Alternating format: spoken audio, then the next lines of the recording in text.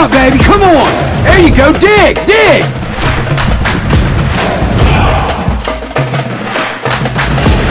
There it is!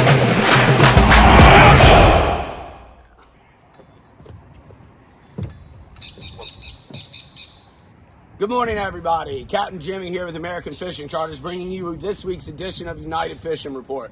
We got Captain Jake Ross here of Miss Judy's Charters. He's going to square us away on what's been going on with that inshore. Judy and I talked about it 2 weeks ago, some of the tactics and stuff. At the end of the day, though, Judy spent the majority of our time offshore. So this guy is on the water virtually every fishable day, as far as I know. Is that correct? Yes, sir.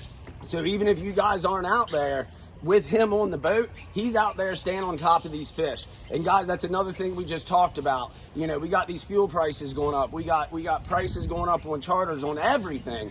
But guys, it's just one thing that goes into account, that we got to stay on top of this fish bite to give you guys a premium experience. And that's what both American Fishing Charters and Miss Judy's is striving to do, and is pretty successful at, I'd say. So Jake, why don't you tell us what's been going on and show us how you're catching these fish, brother? Absolutely. Good morning. Good morning, brother. Like you said, I'm Captain Jake. I run an inshore boat, strictly going after the trout, redfish, flounder, black drum, whiting, sharks, anything that comes into our inshore areas against the marsh, sounds, back in the creeks, up rivers, wherever you can think of inshore. That's kind of what we target. During the summer months, we even get into the big jacks, Jack Crevilles that pull in here. We get the big tarpon that move in here. You know, so we have a few different things we can target. Now today, I'm going to be showing you mainly our float rig, our Popping cork. well, it's adjustable cork rig, slip cork. Slip cork. There you go. Yeah. So okay. I'm going to be showing you the slip cork rig, and something that I personally have found to be very fun is our artificial. So what we'll start out with today is our typical rig. Right now, it's paired up with a St. Croix rod and a Daiwa reel. I don't know if you can see this here, but this is what we refer to as a slip cork. It's able to move up and down the line up until, let's see if I can find it, this red bead right here. I don't know if you can see that, if it's easy for y'all to see, I hope. So what we do is, when this is floating and that bead, yeah, I got that. Thank you, sir. Mm-hmm. There we go. So what we're able to do is take our line, set it to a depth that we want. So if we know that trout's in 15 feet of water or something like that, thank you. Mm-hmm. Here, you know what? I'm gonna put this in the rod holder. Yep. There you go. Perfect, brother. So let's say, you know, we're fishing about 15 feet of water and we know trout are hanging in 8 feet of water. I can take this slip, this cork stop, and slide it up and down the line to set a depth that I personally prefer to see the fish, or prefer to have someone fish. Now that cork stop will hit this float here and keep it in a depth that I want. Now we're gonna go off, talk about our fluorocarbon. Primarily we use fluorocarbon. We don't really use mono a whole lot. I just found it be a little bit better. Tied off to a swivel and a weight that is designed or designated for each float. Now you can't just go out and buy a 1/2 ounce weight and put it in there and say, okay, you know, it's gonna make my cork float. Some corks need 1 ounce, some corks need 1/2 ounce of weight. So you have fluorocarbon here, and then tied off to a hook. Lately, pretty much all the captains around here have been getting into using circle or tail hooks. That's kind of to try and save our smaller fish, under slot fish like redfish who swallow it. Typically, if you can get them before they swallow it, that hook will always go in the corner of the mouth. What I'll do here, show y'all. We've been using a couple different styles. So these are kale hooks. You can see they're size 1. We don't vary on hook size too much unless we have our big white shrimp in. Okay. Which our big white shrimp have been moving out lately. They're trying to head offshore. And then we'll get our brown shrimp. And brown shrimp you can find right up against the marsh. Oyster bed, stuff like that if you throw off of them with a cast net. And must add, we also have size 1 hooks like these. So I don't know if y'all can see them. But the way these hooks are designed, they're bent. So hopefully y'all can see that. They're bent so that every time the fish eats it, it pulls and it'll go right into the corner of their mouth there. So that's pretty much the rig that we use for our inshore trout, reds, flounders, black drum, stuff like that. When we want to drift a live shrimp or live mullet, live mud minnow against the dock, against the bank, or anything like that. Now, targeting these fish, there's a couple things you need to realize. Tide movement, our water movement is everything around here. It all depends on that water moving. If it's slack, good luck catching fish. You find a spot where they're eating, you need to hit that spot on a tide and watch how many more fish you catch. So like what I like to do is, especially on scouting days or fun days, as we call them, when I don't have customers, I'll take a 2-mile section of bank. I look for oyster beds, I look for creeks, I look for water movement, I look for anywhere where maybe bait can be kind of pushed up against the bank in a little cove, stuff like that. And you just want to keep hitting that area and hitting it over and over and over. And what you do is you use that cork, throw upriver from them, and let that bait kind of drift down with the current. You'll watch as soon as you get near that oyster bed or creek mouth, any kind of little structure, it'll just sit there and shoot under. Typically, a shoot under is a trout. You'll watch your cork slip come by, shoot down real quick. You got some fish that will pull them, or walking is what we say. Your cork starts walking upstream. These redfish like to do that. Oh yes, redfish love it. And even some flounder will do it lately. I've had a couple flounder that kind of move up a little bit and lay back down, so it looks like your cork moved and it got hung up again. Not a whole lot to it other than finding the right bait. Right now is our shrimp. You'll notice that if you're local around here and you're trying to catch bait and stuff, you notice they're big. They're edible size. Yeah, fillet style. You want to fillet them up real quick, put them on the grill. Exactly. So right now, our trout don't tend to eat those bigger shrimp like a normal, brown shrimp that's a little bit smaller, perfect bait size. So what we're finding is mud minnows are working out pretty good for the trout. And you just kind of bounce those, in the current, just like you would a shrimp, and they'll get taken under. Now, a couple different things you can do, especially if you get into redfish.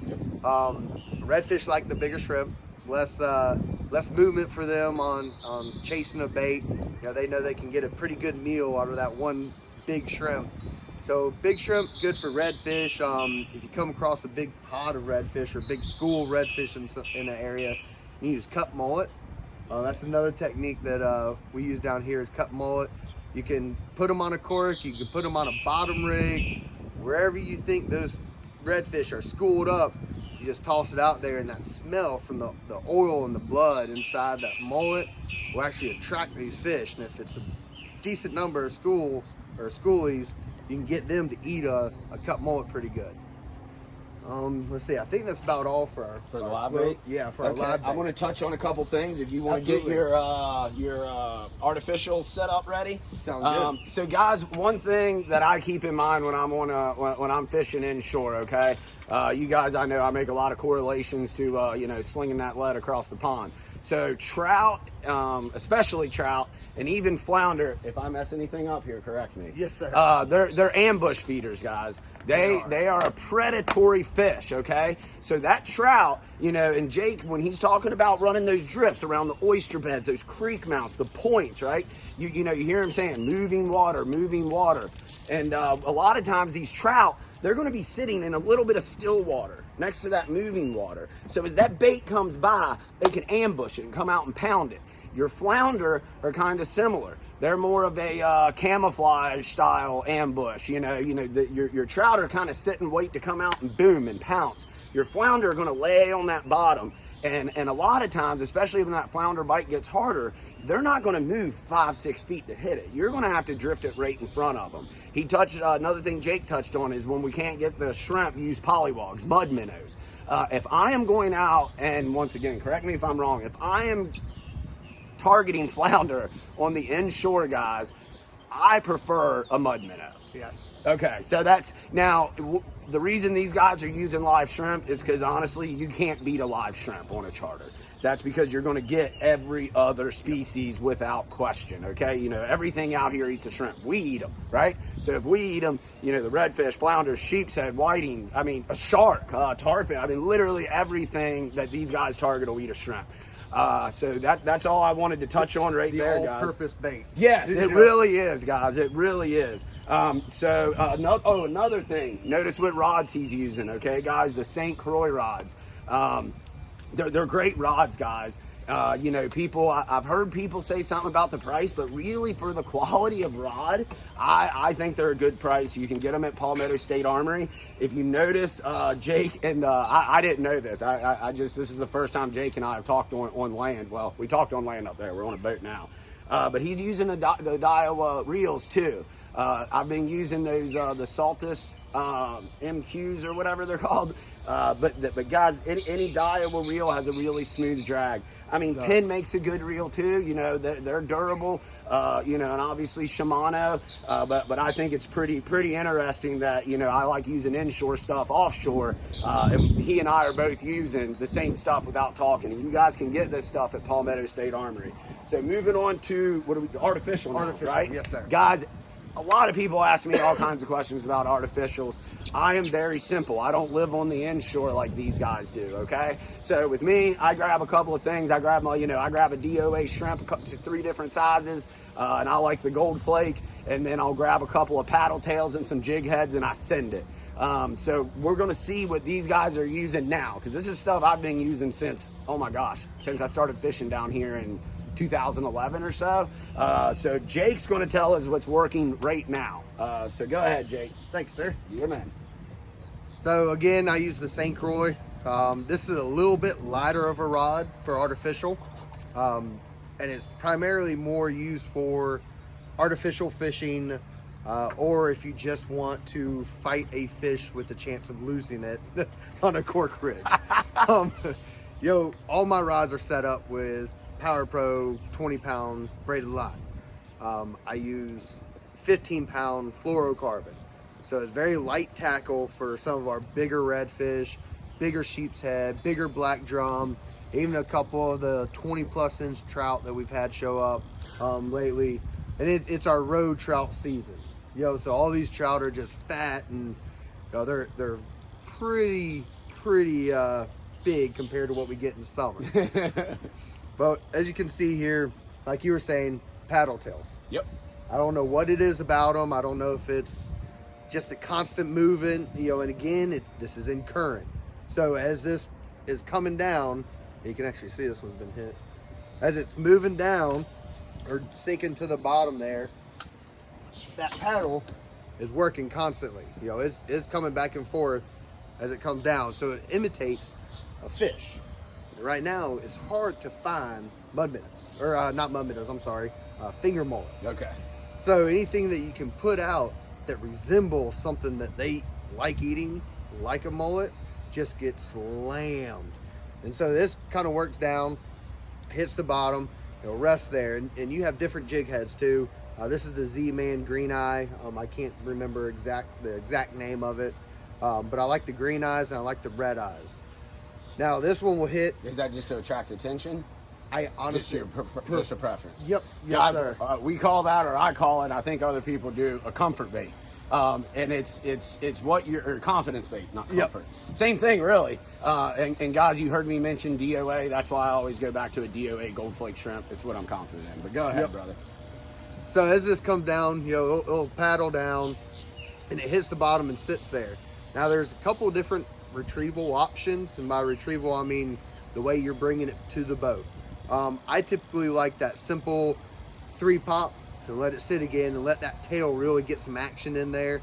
It seems to attract the fish. He might be over here and you get this paddle moving and he's going to look over it and go, ooh, something's in my area. And he'll come over, and I've had fish kind of pick it up and walk it, and I've had fish just engulf it. So it's one of those baits with the paddle tails that I really enjoy using. Another option you have around here is the shrimp. Gold flake shrimp. Yep. Z-Man gold flake shrimp. I'm a big Z-Man user. I do have saltwater assassin and stuff like that. This is a little bit smaller one, but it rigs up very similar. You know, so you got the jig head that comes in here, comes through the back, and you'll sit like this. Now, I don't have many popping corks. Trying to get someone or teach them how to use a popping cork is a little bit difficult at times. So typically what I like to do is just get them on a plain jig head, throw them out against the marsh, and pop it back. And I've actually done pretty well on flounder for this.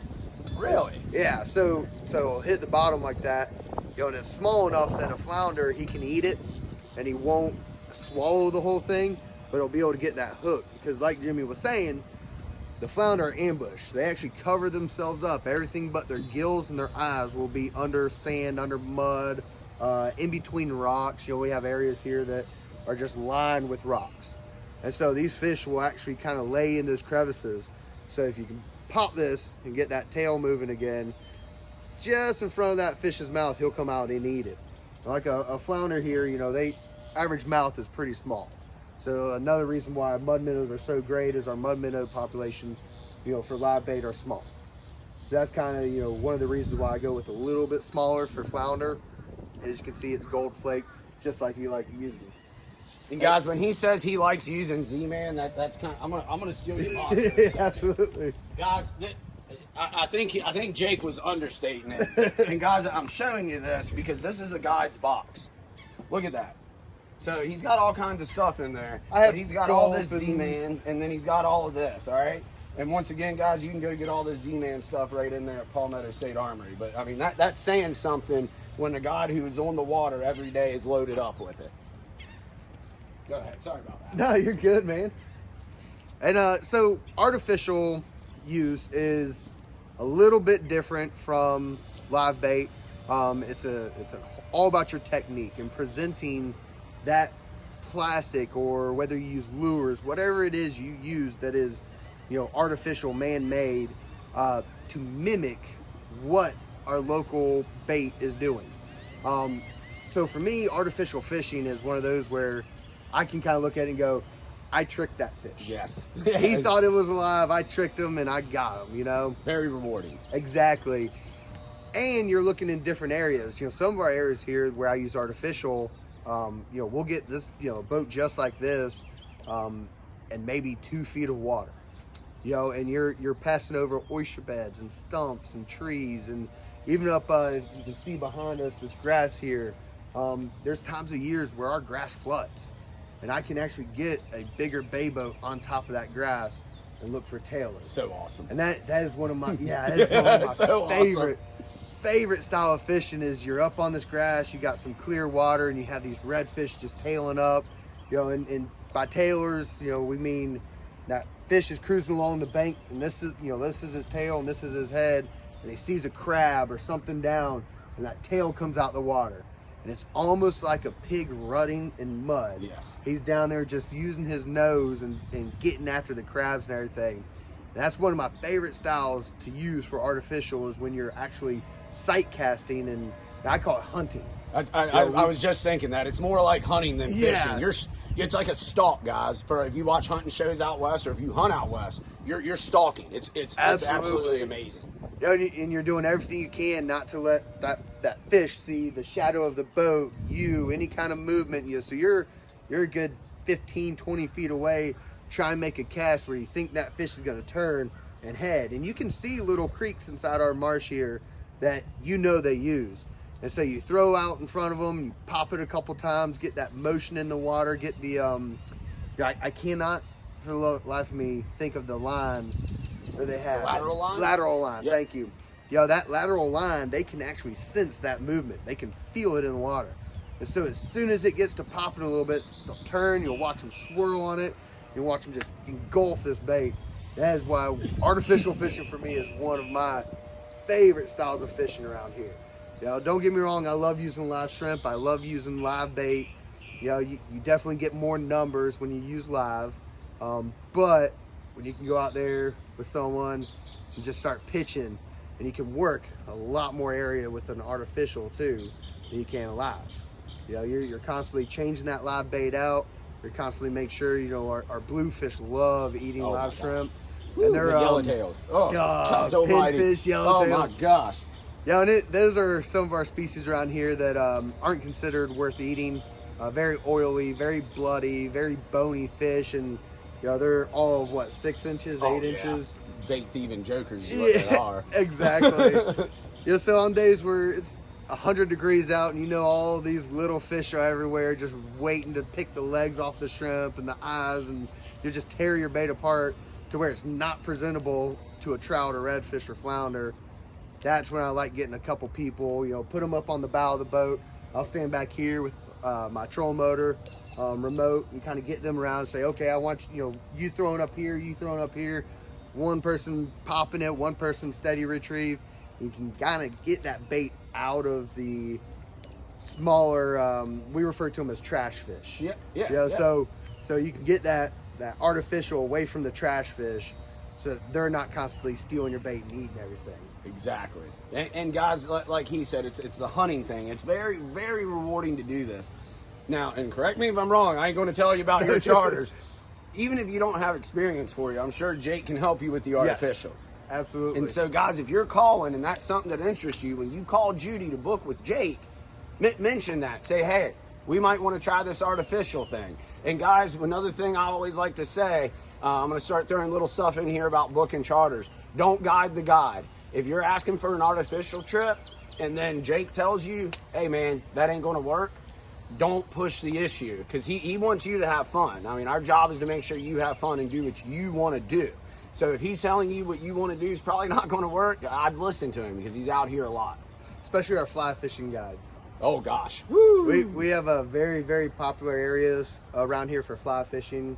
Now, I'm going to be honest with y'all. I love fly fishing. I am horrible at it. I got a fly rod and I still haven't used it yet. I don't know what it is. You know, I could see a fish 10 feet in front of me and I cannot put a fly in front of him. Hey, I'm horrible at it. You know, we got some guys here at Judy's that actually do fly fishing. A couple of them actually own smaller fly boats. You know, flats boats is what we refer to them. Mm-hmm. But, you know, we have a couple months where we can actually fly fish for them and What see months them. are those? So it's really fall months when we get our big tides in, it's a little bit clearer. Man, I want to say last year we went out like September time and started seeing them. So September, does it go through November like a good fall fish bite, or is it kind of dependent? It kind of depends. It's very, very, what's the word I'm looking for? Dependent on our tides, our temperature, and even if the fish want to do it. And guys, you're talking, when you get into artificial, and especially the fly, you're dealing with wild animals here, okay? So if you guys are trying to book that fly trip, don't call in July and say you want to go fly fishing. Give them a call in the fall, okay? Start giving them a call late August. Yeah, give late a call, August, you know, and you can do artificials now away from the fly fishing year round, but I do know that in the fall, that's when I like to inshore fish, because I feel like I'm Jake Ross out there, because I can actually catch a pile of fish. So guys, that's something to think about if you really want to get after that inshore bite on those artificials and just get that satisfaction. Book that fall trip. You know, the kids are just getting back in school. Everybody's getting back in the swing of things. Take that break. Take a day and get out on the water with Jake. And like you were saying, fall, you know, spring and fall are our two best fishing times around here. Now, when do you mentioned tarpon? Yes. I get a lot of people inquiring about tarpon. I've got a 30-footer, so it's hard for me to do it here. I typically go down to the Keys with my Starbright crew, jump on their boats, and we go around the bridges. Yep. So if somebody wants to chase tarpon, because I tell you guys that are chasing tarpon, I tell you guys to call Judy. So when will that tarpon run start? It's really going to be, so here next month, May time, we should actually get the jacks in. Okay. Once the jack reveal come in, they should be in after it. You know, so when you're targeting these tarpon and these warm-blooded fish, these fish that need that heat to survive, you're going to be out when it's 100 degrees. You know, okay. It's got to be summertime. It's got to be hot. We got to have pogies around. You know, they're chasing these balls of bait. Just, I mean, you know the size of our menhaden bait balls are huge. So these fish, they're really from South Florida. Yep. You know, and they travel all the way up here, and they'll make a stop in here, and yeah, I think they go up a little further north, but I don't know how much further. They as far as I know, this is almost their limit of advance, if you will, to the north. And one interesting thing about our tarpon fishery in Savannah, it's not quite as visual as other places because of our water and stuff, but the majority of our tarpon are giants. Yeah. They're huge.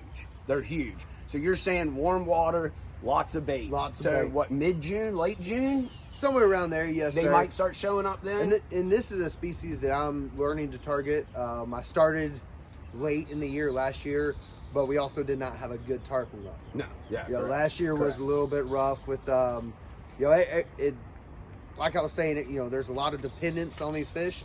The red tide in Florida messed our tarpon migration up. Makes sense. So they didn't want to pass through.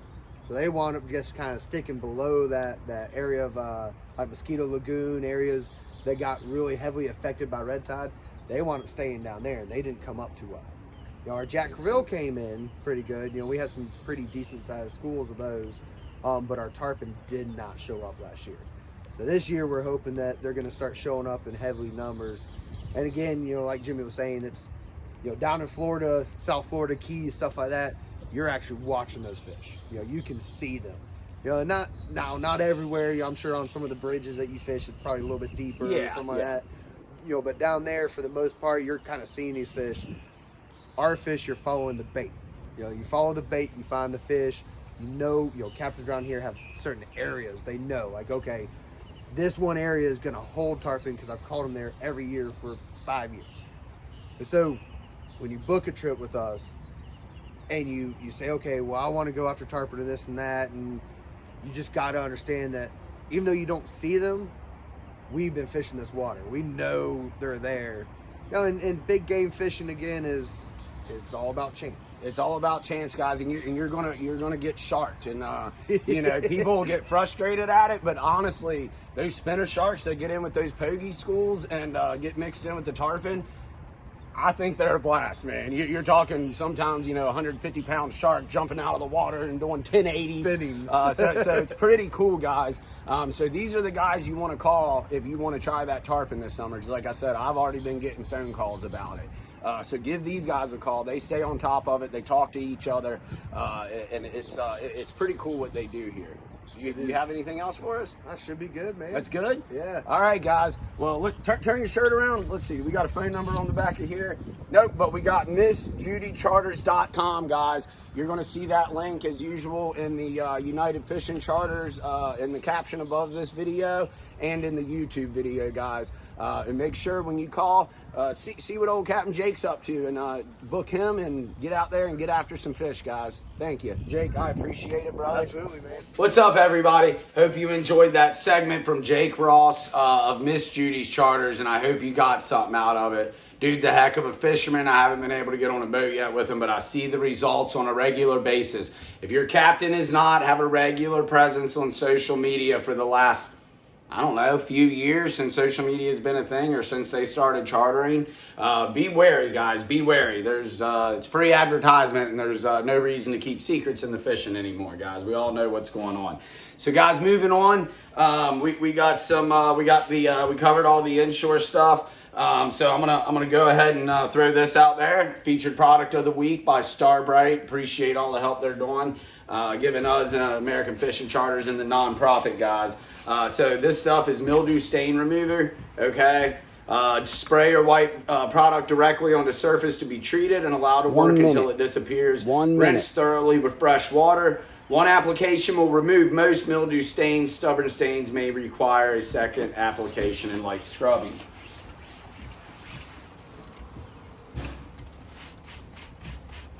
Guys, when I have those really tough jobs with it, I like to pair it with the Ultimate Magic Sponge. Yeah, I love that thing, guys. And guys, be careful because, you know, it's slightly abrasive, the sponge is, so be careful if you're doubling that up. Also, you can just hit the soft bristle Starbright brush give it a light scrubbing, and it'll rinse right off. The stuff works great, guys, on upholstery. It is not your daily cleaner, though, but for the daily cleaner, you want to use Vinyl Clean, guys. All right, guys, moving on to the fishing. Let's go over our offshore wind forecast for the next few days. Tomorrow is 14 knots. Tomorrow's Friday, guys. It's 14 knots, steady all day out of the southeast. It claims 3.5 feet at 5 seconds. Very believable from what I saw the other day. Doesn't sound like a very fun ride, though, unless you're taking it nice and easy and staying tight. Moving on to Saturday. We've got a south-southeast, which means more south than southeast, guys. So it's more right there, okay? I don't know if the camera will focus on it, but that's what you're looking at. So if I say south-southeast, it's just more than just straight southeast. East-southeast would be more up here, not quite east, not quite southeast, okay, guys? So moving on. 3.7 at 5 seconds. I don't want any parts of it.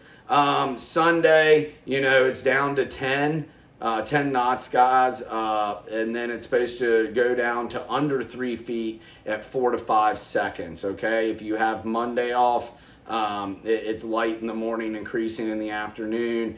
South 8 knots, increasing to 10 in the afternoon, and then with that, you're going to have 2.5 feet at 4 seconds, guys. If that's doable, very doable on a short 20-mile ride. If you're in a 30-foot Sportsman or something like that, guys, we just put the trim tabs half down, put the throttles down, and just chill out and cruise through it and get there, baby.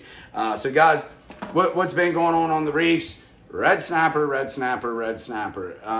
They're moving shallower and shallower. That being said, we are catching a couple of decent sea bass here and there. I'm chuckling because not as many as I want to. But those are still moving in, guys. Moving out, and I'm sorry, cobia. Have not seen a cobia on the reef this week. That being said, I wasn't as much there on the reef as I was at the snapper banks, guys. I saw what I thought was a cobia at the snapper banks. I'm not going to 100% say it was, so don't take that to the bank, and it wasn't a keeper. It was definitely a smaller one if it was a cobia. So guys, on the reefs here anytime, we should be having those kingfish show up, guys, and I cannot wait. I'm counting down the days. I wish I knew the day, but still counting them down in my head. Moving on, guys, when those kingfish, when they move into those reefs, those cobia should be all over it too, guys. We spent more time at the snapper banks this week. A lot of fun, of course. Snapper, we had some triggers, sea bass, some grunts, holy cow, of course, amberjack, barracuda, I think that's about all. We've been training up Ryan on as far as going as trolling and controlling drifts. He's doing awesome. We're letting him do it around the towers right now to give him that visual point of reference. If you guys run drifts, you guys know how tough it is, okay? And we're trying to get him to the point to where he can stop the boat over a piece of structure or live bottom the size of the boat and hold it there while the clients fish. So it's challenging, and he's doing a heck of a job at it. So guys, when we were out there messing around, I keep it simple. I bring a ton of jigs. Get these bucktail spro jigs at Palmetto State Armory, guys. I take out a variety of size, everything from a 1/2 ounce all the way up to 8 ounces, guys. The reason I do that is because I don't know where I'm going to run. If I got to the ocean to run, I might start in 70 feet of water and end up in 140. I've done it before. If I'm not getting bites and I get a gut feeling to go somewhere, we got twin 300s for a reason. On that 31-foot Sportsman, and we'll let those jokers eat and get to where we think the fish are. That being said, guys, super simple. You have your jig, you have your fake eel. I've also got these that are like 8 inches long. Love them. They're actually on the boat right now. Just gonna come here, guys, put that joker on, slide it right there. So guys, and a couple reasons. I told you the one reason I take And oh, by the way, cobia love eels, guys. That's why I like these things. Cobia love them. They love stuff that wiggles.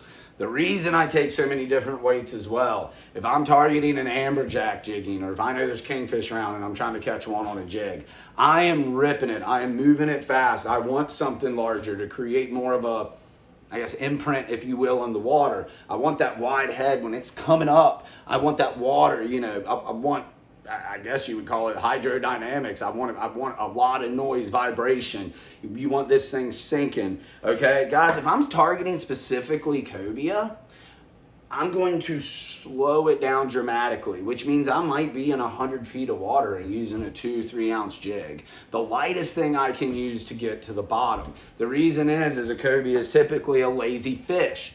Okay, guys? So when you're dropping this down and you're ripping it up, it's moving fast, okay? Especially on the downfall, because this is a big jig. Amberjack love that. Cuda love that. Cobia. Kingfish, excuse me. They love that, okay, guys?